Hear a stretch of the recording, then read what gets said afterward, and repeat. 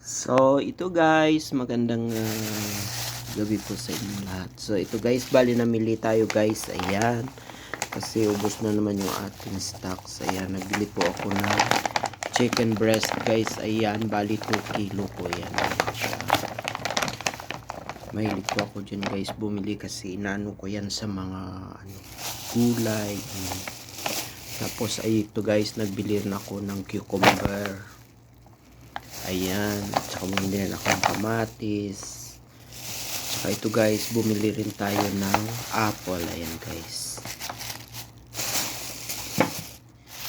Saka ito, bumili rin tayo ng orange guys. Ayan, masarap yung orange guys, matamis.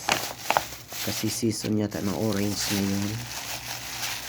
At saka may binili rin po akong gulay guys na zucchini. Ayan guys.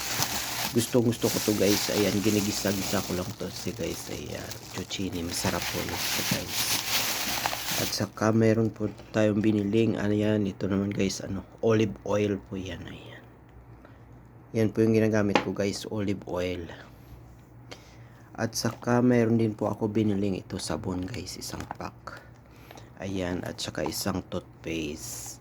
Pero itong sabon at toothpaste guys, ay alam mo na naiwan ko to sa counter. Ayan, mabuti na lang at hindi ako agad sumakay ng bus guys. Kaya naihabol sa akin nung bagger guys. Ayan, nung nagkatayo ako sa labas na nag-aabang ako ng guys, ng bus. Sabi niya sa akin, sa iyo ba to? Sabi niya ganun. Sabi kayo, akin nga. Ayan. Sayang sana guys. Ayan, bali 20 rin ito kasi naka-sale siya, 20. At saka yung 11 naman itong toothpaste guys na na to. Ayan, pasalamat ako sa kanya kasi hinabol pa niya ako.